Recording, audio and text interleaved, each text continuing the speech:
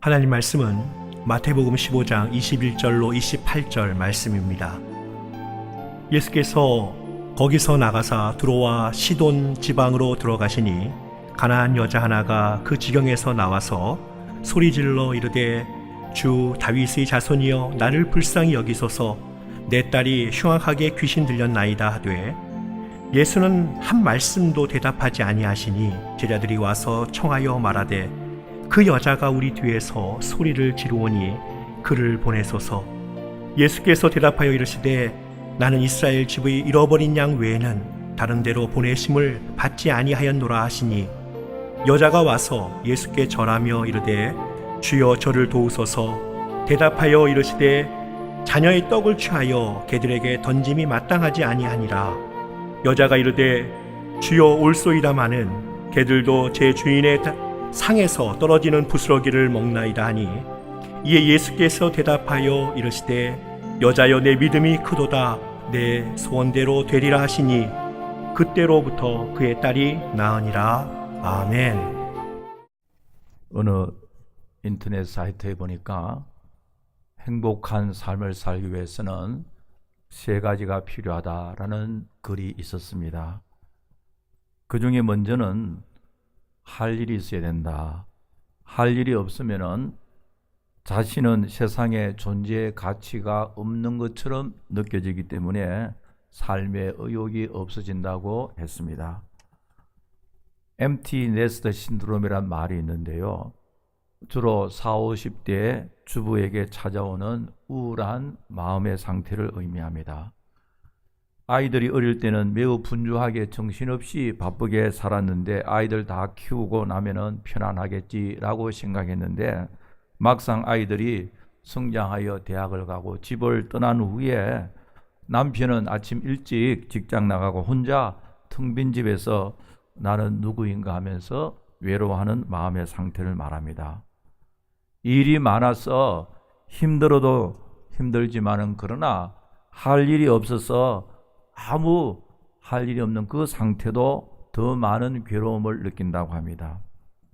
그리고 그 다음에는 행복한 삶을 살기 위해서는 일을 즐겨야 한다라고 했습니다.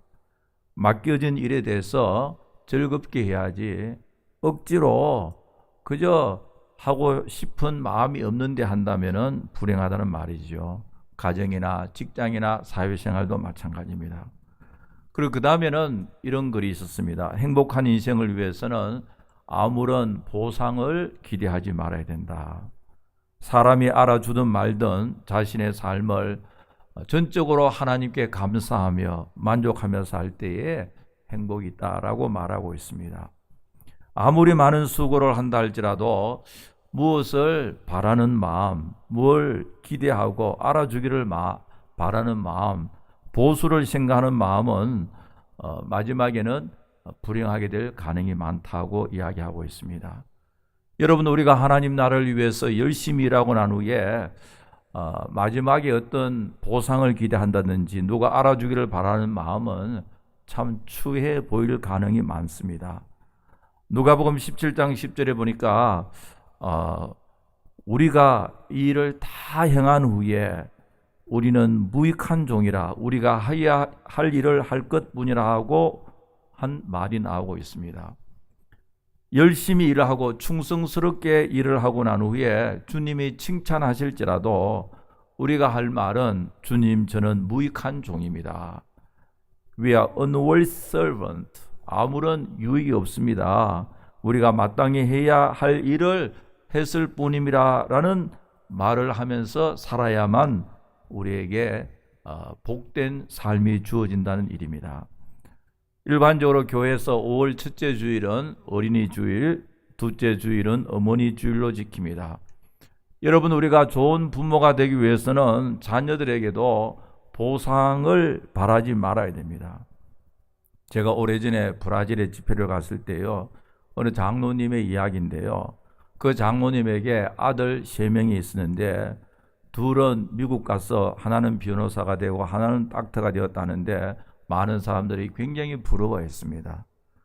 그리고 그 장로님이 하시는 말씀이 브라질의 이민생활 고생해서 아이들 열심히 공부를 시켰는데 미국 가서 자기들은 잘 되었는데 전화도 제대로 하지 않고 하면서 얼마나 낙심하는지요. 그러면서 그 중에서 제일 못난 아이, 공부 제일 못난 아이가 함께 살면서 효도한다 그러더라고요. 여러분, 이런 마음으로 살아가면 불행해질 수밖에 없습니다. 아들 가운데 잘난 아이, 못난 아들이 어디 있나요? 다 하나님께서 주신 귀한 생명들인데요. 여러분들의 자녀들이 어디에 살든 신앙생활을 잘하고 부부 사이 서로 사랑하고 믿음으로 주 안에서 자녀들을 잘 키우면서 좋은 가정을 이루고 살면 그것으로 만족하고 감사하며 살아야만 행복한 삶을 살 수가 있습니다. 물론 부모님께 매일 전화도 하고 부모님이 기대하는 것을 잘해주면은 뭐 좋겠지만은 그렇게 하지 않는다 할지라도 너무 많은 보상을 기대하지 마십시오. 흔히 그러잖아요. 내가 어떻게 키운 아들인데, 어떻게 키운 자식인데. 그러나 따져보면은 누가 키워주셨습니까? 하나님께서 키워주셨습니다. 우리가 열심히 노력하지만은 그러나 궁극적으로 하나님께서 키워주셨잖아요. 하나님의 은혜다는 말이죠. 그뿐만 아니라 우리가 세상에 너무 많은 기대치를 가지고 살면 불행하게 될 가능성이 많습니다. 세상에 지나친 환상과 세상에 많은 보답과 기대를 가지고 살면은 마지막에는 허무해질 가능성이 많이 있습니다. 욕망이라는 이름의 전차라는 이 플레이 희곡이 있는데요.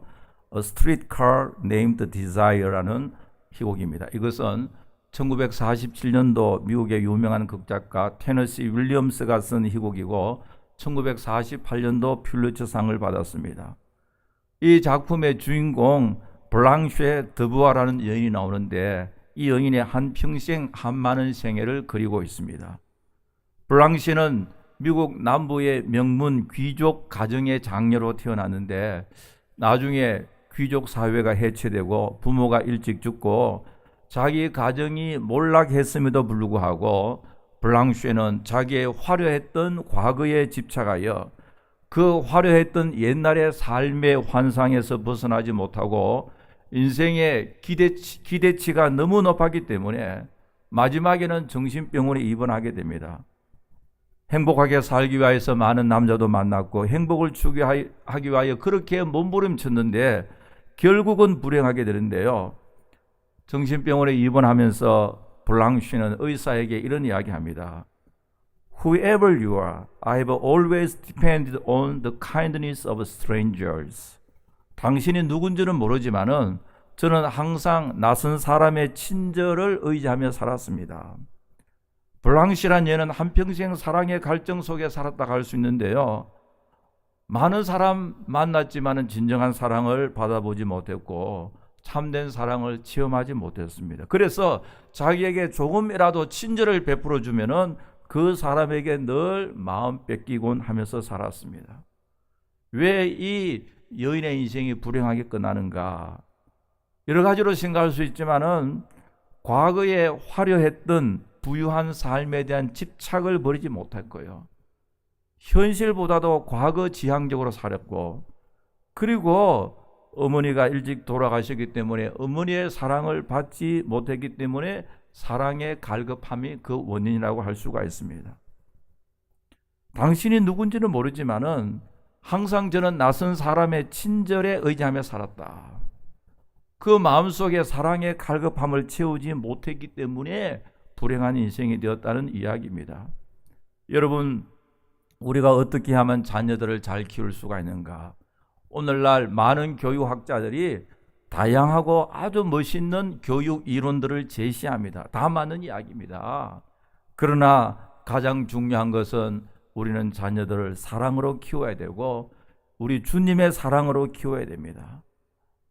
여러분들의 자녀들이 여러분들을 생각할 때, 우리가 앞으로 세상에 없을 때라도 우리의 자녀들이 우리를 생각할 때 우리 엄마 아빠는 참 우리를 사랑했다라는 느낌을 주어야 합니다.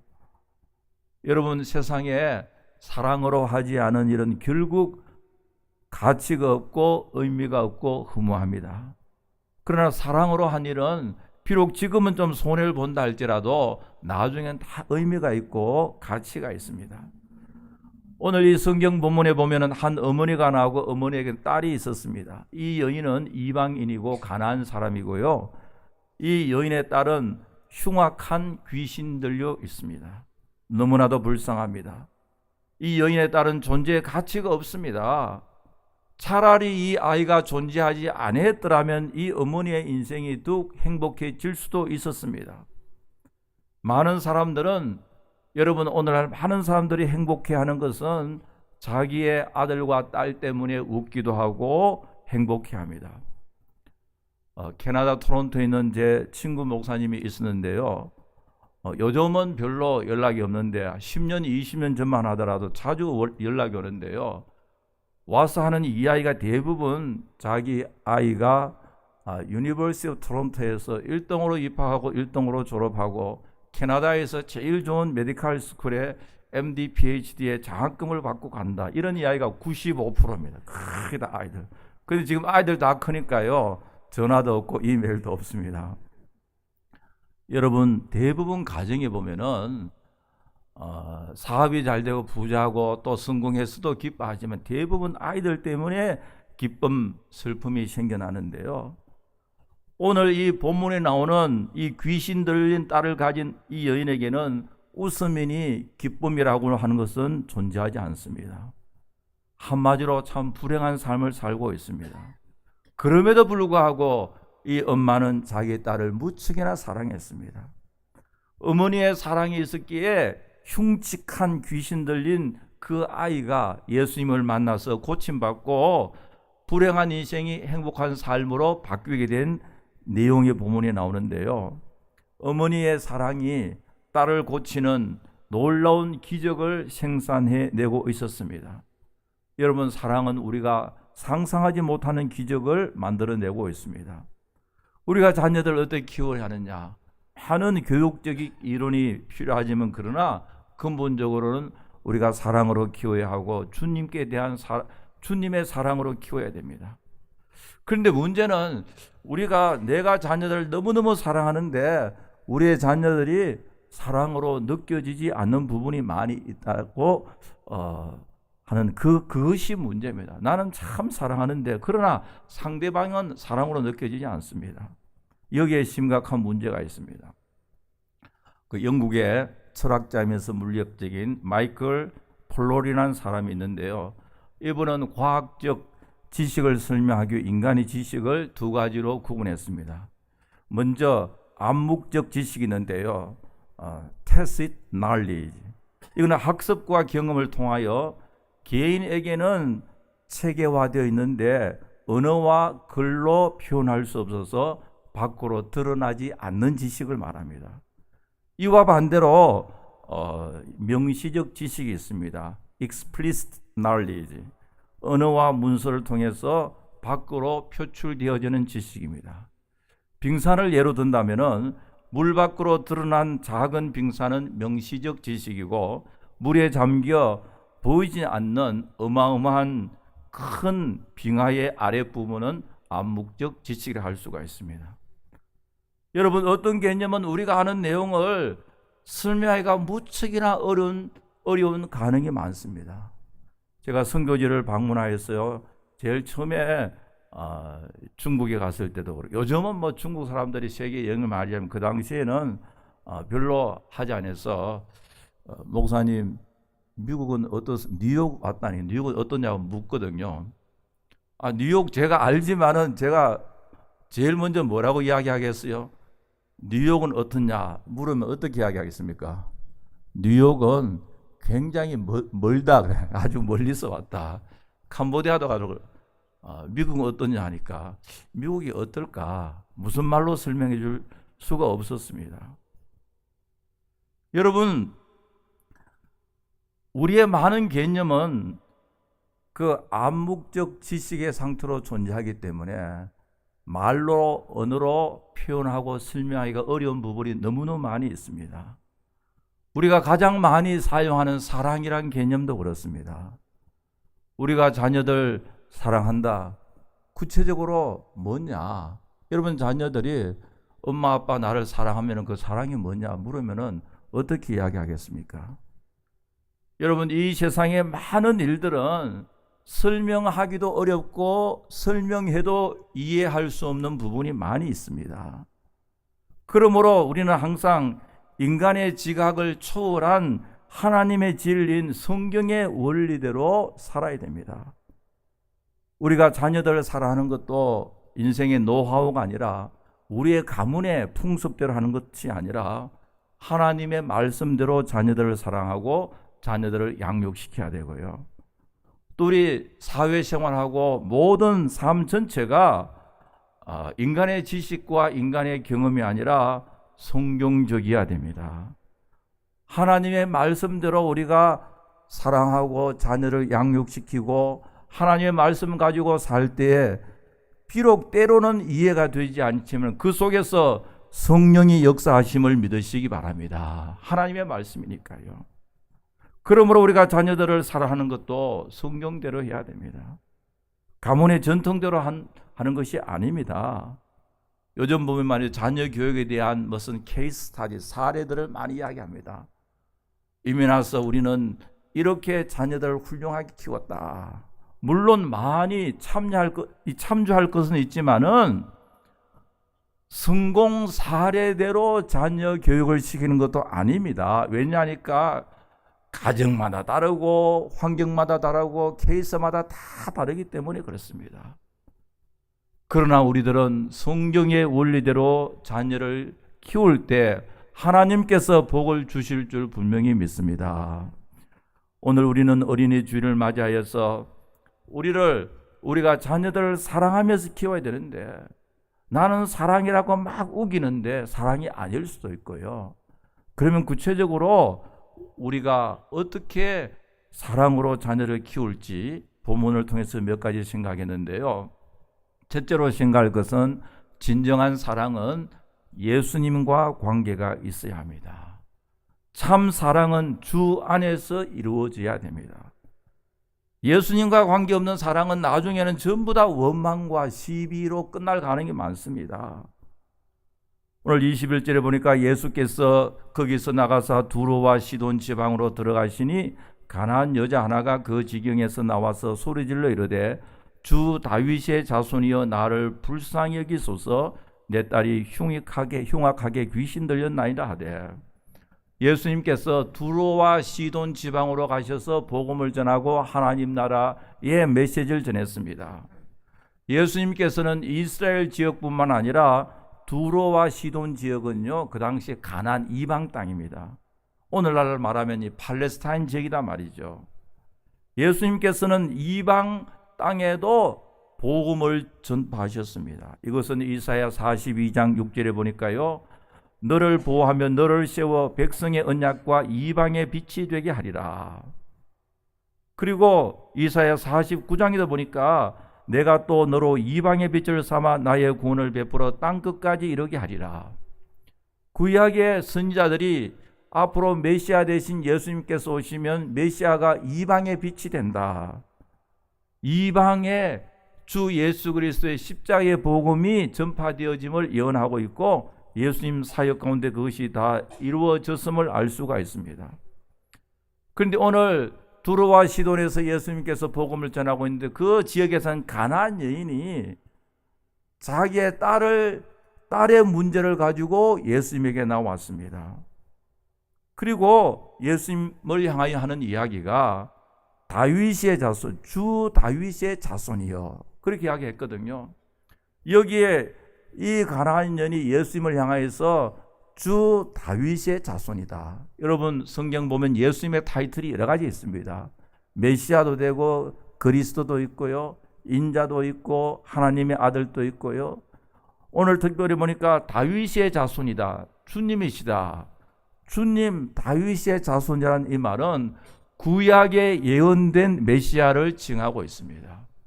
이 가나안 여인이 예수님을 바라보고 예수님 당신은 나의 주님이시고 구약에 예언된 메시아이십니다 라는 것을 고백하고 있습니다. 그리고 마지막에 보면은 오늘 본문 마지막 부분에 보면은 예수님께서 여자여 너의 믿음이 크도다 하면서 이 여인의 믿음을 인정해 주셨고 칭찬하셨습니다. 여러분, 이 여인이 예수님 앞에 나오는 이것이 자녀 사랑의 첫째 방법인 것을 가르치고 있습니다. 여러분들의 자녀를 사랑하고 여러분들의 아들, 딸들을 사랑하면 여러분들이 주님을 잘 섬기는 신실한 크리스찬이 되기를 간절히 바랍니다. 왜냐하니까 여러분들의 자녀들은 여러분들의 삶의 모습을 보고 그들이 믿음 생활을 하게 됩니다. 여러분들의 자녀들이요, 여러분들을 바라보고 교회는 저렇게 섬기는구나, 예배는 저렇게 드리구나, 기도는 저렇게 하구나, 헌금은 저렇게 하구나, 주일은 저렇게 지키구나. 어느 가정의 어머님이 말이죠, 주일학교 학생, 유년부 학생에게 헌금을 주면서요, 일주일 동안 제일 깨끗하고 좋은 돈을 딱 모았다가 아이들에게 이것을 가지고 헌금하라. 그러면 그 아이는 어릴 때부터 하나님 앞에 예배하고 헌금하는 것은 가장 정성껏 가장 귀한 것을 드리구나, 그렇게 몸으로 체험할 수 있게 되는 것입니다. 여러분, 우리의 자녀들은 부모님의 신앙을 바라보며 성장합니다. 세계적으로 유명한 오페라 가수인 할버튼이 어느 날 자기 아들이 친구와 놀면서 대화하는 이야기를 엿들었습니다. 자기 아들의 친구가 한 소년이 자기 아들에게 이렇게 이야기하면, 우리 아빠는 여기에 메이어, 시장과 아주 친하단다. 우리 아들은 뉴욕 시장과 아주 친한 관계에 있단다. 그때에 자기 아들이 무슨 이야기하는지 가만히 들어보니까요, 자기 아들은 조금도 망설이지 않고 당당하게 이런 이야기합니다. 우리 아빠는 세상을 창조하신 하나님과 가장 친하다. 우리 아빠는 하나님과 가장 친하다.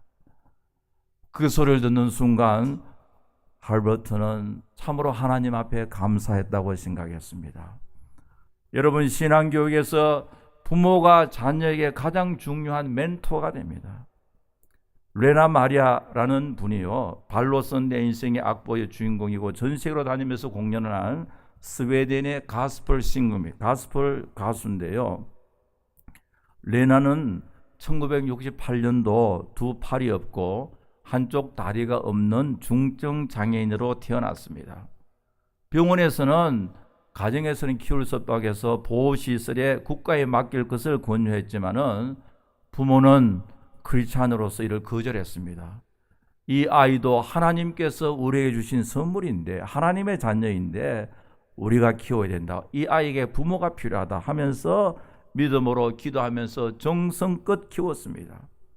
결국 레나는 하나뿐인 왼발로 올겐도 연주하고요, 뜨개질도 하고 운전도 하고 젓가락질 할 수 있다고 합니다. 더 놀라운 것은 세계 장애인 수영 선수권 대회에서 4개의 금메달을 따게 되었고요, 레나는 이렇게 이야기합니다. 저는 행복합니다. 스웨덴이라는 복지 선진국에서 태어나게 함을 감사하고, 또 자식을 참으로 사랑하는 믿음 있는 어머니와 아버지 밑에서 자라게 되어서 감사하고, 그리고 가장 큰 축복은 하나님이 나를 사랑하신다는 그 믿음, 하나님께서 나를 사랑하신다는 그것이 가장 큰 축복이고요. 그러면서 우리 부모님을 제가 너무너무 사랑합니다. 여러분들의 자녀들이 우리 엄마 아빠가 주 안에서 나를 참으로 사랑하셨다는 고백하는 그런 이야기가 나오는 부모님이 되어지기를 간절히 바랍니다. 그렇게 되기 위해서는 우리가 부모님들이 주님을 잘 섬기고 하나님 중심으로 살아야 됩니다. 제가 얼마 전에 뉴스를 보니까요, 팀 쿡, 그 애플의 CEO와 점심 식사 한번 하는 시간이 경매에 올라왔습니다. 이 경제 매체인 마켓워치는 팀 쿡이 로버트 F 케네디 센터에 기부하기 위해서 자신과 점심 식사하는 그 액수를 전부 도네이션 하겠다 그래요. 그래 지금 이번 주 5월 며칠 날 이제 마감인데, 온라인 경매 앱인 charitybuzz.com에서 최종 경매가가 얼마쯤 될 것인가 한번 10만 불 정도 잡고, 10만 불 팀쿡과 식사하면 한 10만 불 정도 예상하고 있는지는 확실히 모릅니다. 이제 아직 며칠 남아 있으니까요. 여러분, 세계 유명 인사와 식사하면 하는 것도 얼마를 지불합니까? 10만 불씩 지불하는데요. 여러분, 우리 자녀들이 볼 때, 여러분들 아들, 딸들이 볼 때, 우리 부모님의 삶의 프라이어리티 넘버원은 대통령하고 식사하는 것, 장관하고 하는 것, 아니면은 세계 유명 인사와 한번 만나는 것, 그것을 가장 중요하게 생각하는 것이 아니라, 물질도 아니고 세상의 성공과 명예가 아니라, 여러분들의 자녀들이 생각할 때, 여러분들의 손주들이 생각할 때, 우리 부모님, 우리 할아버지, 우리 할머니가 하나님 만나는 것, 하나님 앞에 예배하는 것, 하나님 만나는 일이 넘버원, 가장 귀한 일이라는 것을 여러분들 자녀들에게 심어주는 여러분들 되어지기를 간절히 바랍니다. 하나님 만나는 게 프라이어리티 넘버원이다. 아무리 바쁘고 아무리 얼전한 일이 있다 할지라도 예배하는 것이 먼저다. first priority다. 그것을 여러분들의 자녀들이 보면서 성장해야 됩니다. 그때에 진정한 사랑이 커뮤니케이션 되어집니다. 그리고 그 다음에 진정한 사랑은요, 두 번째로 자녀에 대해서 끝까지 소망을 가져야 됩니다. 여러분, 오늘 이 본문에 보면요, 딸이 귀신 들려서 흉측하게 살아가는데 세상 많은 사람들이 아마 포기했을 거예요. 아주 불필요한 존재고요, 귀찮은 존재고, 있어서는 안 될 존재라고 세상 사람들이 쓸데없는 존재라고 그렇게 생각했을 수도 있습니다. 그러나 어머님만은 그렇지 않습니다. 지금은 귀신에 붙잡혀 있지만 그 속에는 하나님의 형상으로 지음받은 깨끗한 귀중한 영혼이 있다는 것을 굳게 믿었습니다. 이것이 우리 예수님의 마음이잖아요. 예수님께서 말이죠, 막 흉측한 그 여인을 바라보고 이는 아브라함의 딸이다 그랬거든요. 이 아이의 어머님은 외적으로 나타나는 딸의 모습이 아니라 그 속에 있는 그 심령, 그 영혼, 하나님의 형상을 바라보고 낙심하지 아니하고 끝까지 소망을 끊지 않고 딸을 사랑했습니다. 믿음을 저버리지 않고 딸에 대한 소망도 버리지 않았습니다. 여러분, 진정한 사랑은요, 낙심이 없고 끝까지 소망을 갖게 합니다. 고린도전서 13장 7절에 보니까요, 모든 것을 참으며 모든 것을 믿으며, 그 다음에 무슨 말이죠? 모든 것을 바라며, 바란다, 소망이지 않습니까? 모든 것을 바라며 모든 것을 견디느니라. 사람마다 실패가 있고 위기가 있고 어려운 상황들이 다 있습니다.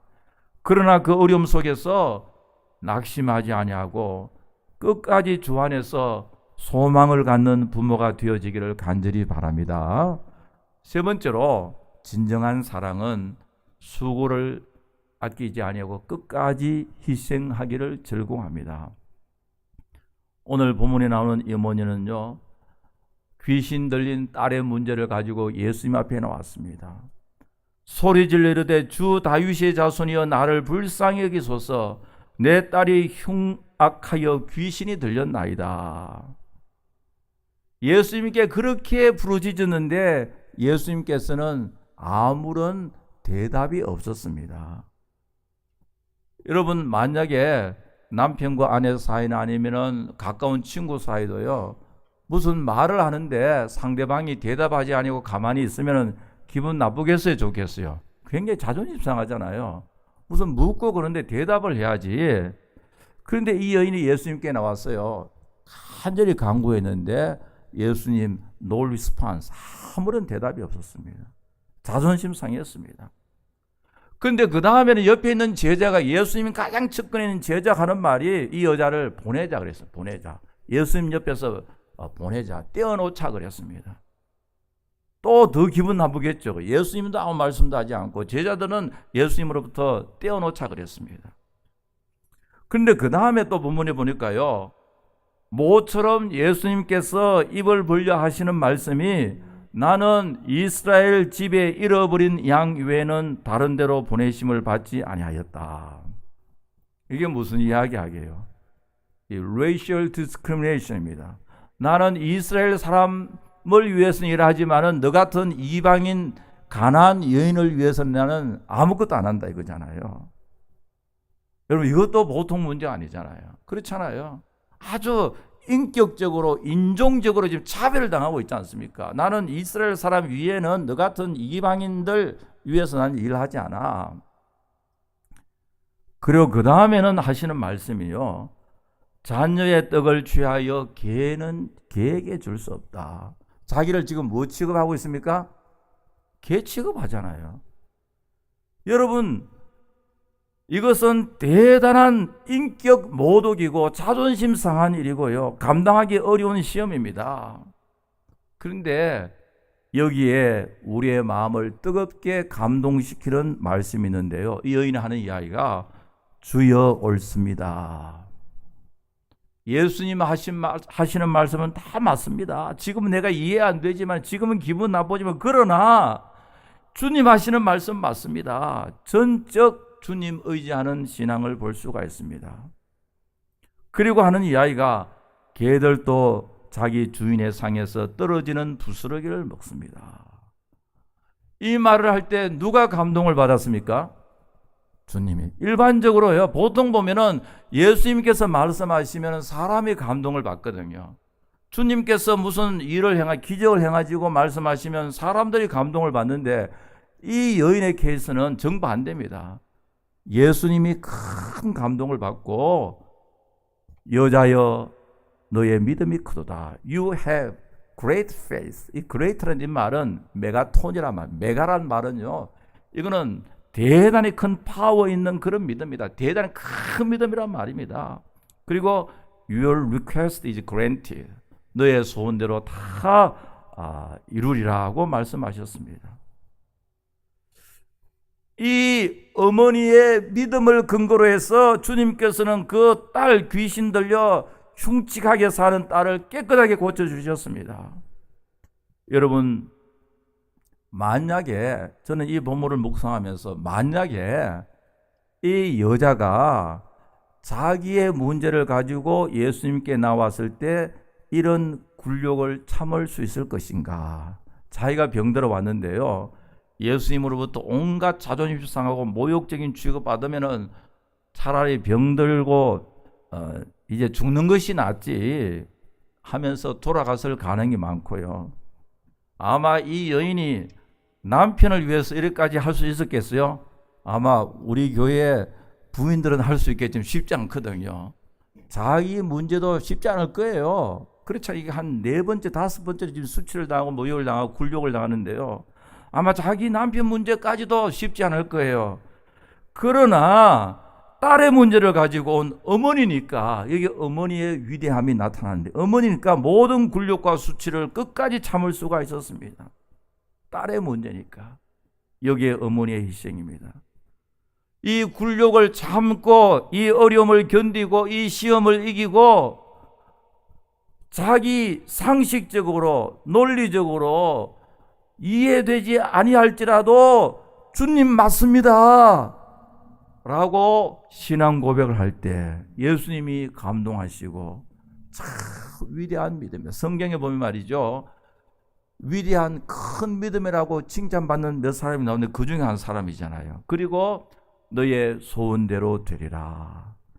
이 어머니의 희생적인 사랑이 있었기에 놀라운 기적이 일어났습니다. 여러분, 사랑은 기적을 일으킵니다. 며칠 전 유엔에서요, 2015년 행복 보고서를 보니까 우리 한국이 세계 158개 나라 중 47위를 차지했고, GDP 기준, 국내 총생산 기준을 보면은 우리 한국이 세계 15위인데 행복 지수는 47위, 일본은 46위입니다. 이것을 볼 때 소득과 부와 행복은 정비례하지 않는다는 것을 알 수가 있고요. 여러분, 오늘날 참으로 부하게 살고 있는 현대인들, 참으로 많은 부를 누리고 있는 사람들의 삶을 보면요, 욕망이란 이름의 전차를 타고 막 질투하는 사람으로 넘쳐나고 있습니다. 그러다가 마지막에는 사고 나는데 보니까요, 자살해버리고 불행으로 끝나는 경우가 너무너무 많잖아요. 그만하면 될 텐데 끝없이 욕망이 난 그 이름의 전차를 가지고 강하게 드라이브를 하고 있습니다. 마지막에는 불행으로 끝나는 경우가 너무너무 많이 넘쳐나고 있는 오늘의 현실입니다. 여러분, 사람들이 좋은 것을 소유하고 즐기고 아무리 많이 성취해도 그 마음에는 만족이 없고 허무함만 남습니다. 우리의 인생의 진정한 행복은요, 창조주 하나님을 잘 섬기고 예수 그리스도 안에서 행복한 믿음의 가정을 이룬 데 있음을 믿으시기 바랍니다. 여러분들의 가정이 천국이 되어지기를 간절히 바랍니다. 그렇게 하기 위해서는 우리 부모님들이 주님의 사랑으로 충만해야 됩니다.